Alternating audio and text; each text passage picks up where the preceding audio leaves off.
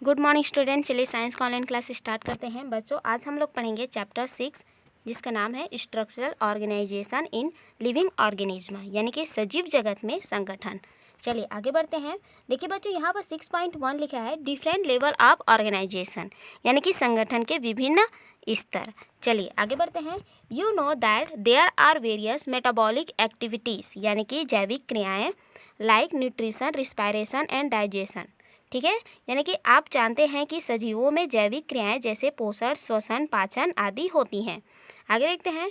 To carry out this process the system of the body have been listed in table in 6.1। ठीक है, यहाँ पर बताया गया है कि इन क्रियाओं को संपन्न करने के लिए शरीर में कई तंत्र होते हैं जिनको जो टेबल 6.1 है वहाँ पर बताया गया है। आगे देखते हैं। Write down the names of the organ associated with each and their function, यानी कि तंत्रों से संबंधित अंग एवं उनके कार्य लिखिए। चलिए आगे बढ़ते हैं। देखिए बच्चों, ये आप लोगों का होमवर्क है 6.1। ठीक है, ये जो टेबल दिया गया है इसको आप लोगों को पूरा करके भेजना है। देखिए फर्स्ट में है रिस्पिरेटरी सिस्टम। ठीक है बच्चों, देखिए ऊपर में लिखा है नेम ऑफ ऑर्गन सिस्टम, यानी कि तंत्र का नाम, नेम ऑफ ऑर्गन्स यानी कि अंगों के नाम, और है फंक्शन ऑफ सिस्टम यानी कि तंत्र के कार्य। ठीक है, चलिए आगे देखते हैं। देखिए बच्चों फर्स्ट में लिखा है रिस्पिरेटरी सिस्टम यानी कि श्वसन तंत्र। ठीक है, अब बताया गया है नेम ऑफ ऑर्गन्स यानी कि अंगों के नाम। तो कौन कौन सा अंग है बच्चों रिस्पिरेटरी सिस्टम में? नोज़ है, ट्रेसिया है और लंग्स है, यानी कि नाक है, श्वसन नली है और फेफड़ा है। आगे देखते हैं इनका फंक्शन रिस्पायरेशन। ठीक है, इनका क्या कार्य है? ये जो तंत्र है उसका क्या कार्य है? रिस्पायरेशन यानी कि श्वसन। ठीक है, तो उसी प्रकार से आपको सेकेंड में दिया है डाइजेस्टिव सिस्टम। ठीक है, डाइजेस्टिव सिस्टम यानी कि पाचन तंत्र। थर्ड में है सर्कुलेटरी सिस्टम यानी कि परिसंचरण तंत्र। 4 में है एक्सक्रीटरी सिस्टम यानी कि उत्सर्जन तंत्र। और 5 में है रिप्रोडक्टिव सिस्टम यानी कि प्रजनन तंत्र।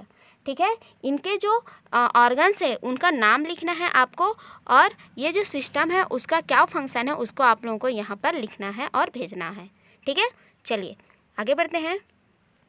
देखिए बच्चों आगे बताया जा रहा है each organ through being part of a particular organ system perform its own separate function. ठीक है, देखिए बच्चों बताया जा रहा है कि विभिन्न अंग, ठीक है, यानी कि जो विभिन्न अंग है यानी कि जो प्रत्येक अंग है ना, वो किसी तंत्र का भाग होते हुए भी अपना अलग अलग कार्य करते हैं। ठीक है बच्चों, समझ में आया? यानी कि विभिन्न अंग किसी तंत्र का भाग होते हुए भी अपना अलग अलग कार्य करते हैं। ठीक है, आगे देखते हैं। For example nose, trachea and lungs are organs of the respiratory system. ठीक है, उदाहरण के लिए नाक, श्वसन नली और फेफड़ा श्वसन तंत्र के अंग हैं। ठीक है, the nose help in inhalation and exhalation. ठीक है, समझ में आया? यानी कि जो नाक होता है वह सांस को लेने और छोड़ने में सहायक होता है। Tract carry air to the lung. ठीक है, यहाँ पर बताया गया है कि जो ट्रैक्ट होते हैं यानी कि जो श्वसन नली होते हैं, ठीक है, वो हवा को लंग्स तक पहुँचाते हैं। ठीक है, समझ में आया? यहाँ पर बताया गया कि श्वसन नली वायु को फेफड़े तक पहुँचाने, और आगे लिखा है lungs help in the exchange of oxygen and carbon dioxide. और जो फेफड़े होते हैं, ठीक है, वो ऑक्सीजन और कार्बन डाइऑक्साइड का क्या करते हैं? एक्सचेंज यानी कि आदान प्रदान करते हैं। ठीक है, चलिए आगे देखते हैं। Different organs perform different function, यानी कि अलग अलग जो ऑर्गन्स होते हैं वो अलग अलग कार्य प्रदर्शित करते हैं। चलिए आगे देखते हैं। But all this organ collectively carry out the respiratory function. ठीक है बच्चों, यहाँ पर बताया गया है कि किंतु ये सभी अंग सम्मिलित रूप से श्वसन क्रिया करते हैं। ठीक है, आगे देखते हैं। इन दिस वे यानी कि इसी प्रकार the group of all the organs associated with a particular system is called the organ system. ठीक है, आगे बोला जा रहा है कि इस प्रकार एक तंत्र से संबंधित अंगों के समूह को अंग तंत्र कहते हैं। ठीक है बच्चों, समझ में आया? इस प्रकार एक तंत्र से संबंधित अंगों के समूह को अंग तंत्र कहते हैं। चलिए आगे देखते हैं। But an organs is not the smallest structural unit of the body. ठीक है, यहाँ पर बताया गया कि but an organs is not the smallest structural unit of the body. ठीक है, यहाँ पर बताया गया किंतु अंग शरीर का निर्माण करने वाली सबसे छोटी इकाई नहीं है। ठीक है बच्चों, ध्यान दीजिएगा। किंतु जो ऑर्गन है वह शरीर का निर्माण करने वाली सबसे छोटी इकाई नहीं है। आगे देखते हैं। You have already learned that body of every animal and plant is made up of very small cell.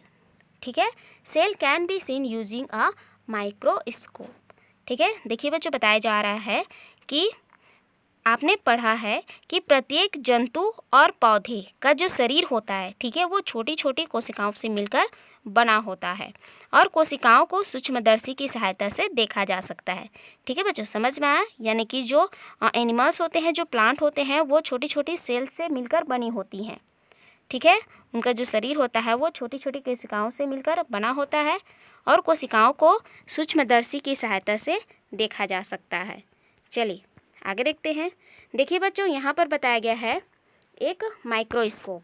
ठीक है, यहाँ पर एक माइक्रोस्कोप दिया गया है जिसको सूक्ष्मदर्शी कहा जाता है। ठीक है, जिसमें हम लोग छोटे छोटे जो सूक्ष्म यानी कि छोटे छोटे जो कोशिकाएं रहती हैं उनको हम लोग देख सकते हैं। ठीक है, जो सेल यानी कि जो कोशिका होती है उसको देख सकते हैं। चलिए आगे बढ़ते हैं। देखिए बच्चों, यहाँ पर लिखा गया है लेट अस सी, आइए देखें, how a microscope is used. ठीक है, यानी कि सूक्ष्मदर्शी का उपयोग किस प्रकार किया जाता है। Maximum experiment of this chapter are based upon studies using a microscope. ठीक है, यानी कि अध्याय के अधिकांश प्रयोग सूक्ष्मदर्शी पर आधारित हैं। आगे देखते हैं। Those who are not use to handling a microscope may initially face problem. It take hour to study the fine microscopic structure in detail. After practice, it is easier to see even minute structures. ठीक है, यहाँ पर बताया गया कि जिन लोगों को सूक्ष्मदर्शी से देखने का अभ्यास नहीं होता उन्हें शुरू में कठिनाई होती है। ठीक है बच्चों, समझ में आया? जिन लोगों को सूक्ष्मदर्शी से देखने का अभ्यास नहीं होता उन्हें शुरू में कठिनाई होती है। ठीक है, आगे बोला है कि सूक्ष्म जो वस्तुएं होती हैं, ठीक है, उनको गहराई से अध्ययन करने के लिए, ठीक है, उनको और अच्छे से यानी कि फाइन यानी कि अच्छे से डिटेल में उसको अध्ययन करने के लिए, ठीक है, घंटों प्रयास करना पड़ता है। ठीक है, आगे देखते हैं। आगे बताया गया है कि अभ्यास हो जाने पर छोटी छोटी चीज़ें देखने में आसानी होती है। ठीक है, यहाँ पर बताया गया कि after practice it is easier to see even minute structures. ठीक है, यानी कि अभ्यास हो जाने पर छोटी छोटी चीज़ें देखने में आसानी होती हैं। आगे देखते हैं। That's why it is sad. ठीक है, यानी कि इसलिए कहा गया है कि practice makes a man perfect. ठीक है, यानी कि जिन खोजा तीन पहिया। ठीक है, जिसका अर्थ होता है practice makes a man perfect, यानी कि जिसका हिंदी में अर्थ होता है जिन खोजा तीन पाइयाँ। ठीक है, आगे देखते हैं। The more you practice the more perfect you become. ठीक है, यानी कि आप जितना खोजेंगे वह उतना ही पाएंगे। समझ में आया? यानी कि आप जितना खोजेंगे आप उतना ही पाएंगे। ठीक है, आगे देखते हैं। When you learn how to use the microscope, you will be able to view small structures and learn about them. ठीक है, यानी कि जब आप सूक्ष्मदर्शी का उपयोग सीख लेंगे तब आप सूक्ष्म वस्तुओं का अवलोकन कर उसके विषय में सीख भी सकेंगे। ठीक है, आगे देखते हैं। The correct way of using a microscope, यानी कि सूक्ष्मदर्शी से देखने का सही तरीका। चलिए आगे बढ़ते हैं। देखिए बच्चों, फर्स्ट में दिया है keep the microscope in a place with sufficient light. ठीक है, फर्स्ट में बताया गया है कि सूक्ष्मदर्शी को ऐसे स्थान पर रखें जहां पर्याप्त प्रकाश हो। ठीक है, चलिए आगे बढ़ते हैं। आगे देखिए, नेक्स्ट में दिया है clean the lens and mirror of the microscope with a cloth, यानी कि सूक्ष्मदर्शी के लेंस और दर्पण को कपड़े से साफ कर लें। थर्ड में लिखा है wash the slide properly and wipe it dry. ठीक है, आगे लिखा है कि कांच की जो स्लाइड है उसको अच्छी तरह धोकर पोंछ लें। आगे देखते हैं। फोर्थ में in order to observe an object put 2-3 drop of water on the slide Place the object carefully on the water drop with the help of a forceps or a pin or a bubble thorn. Ensure that the object does not float around in water but remains stationary. ठीक है, आगे बताया गया है 4 में कि किसी वस्तु को देखने के लिए जो कांच की स्लाइड है, ठीक है, उसमें पानी की 2 से 3 बूंदें डालें और उस वस्तु को चिमटी या किसी नोकदार चीज़, है ना, यानी कि जो बबुल का कांटा होता है या फिर आलपिन होता है, उसकी सहायता से पानी की बूंद पर रखें। ठीक है बच्चों, आगे बताया जा रहा है कि ध्यान रहे पानी इतना कम हो कि वस्तु तैरे नहीं, टिकी रहे। ठीक है, समझ में आया।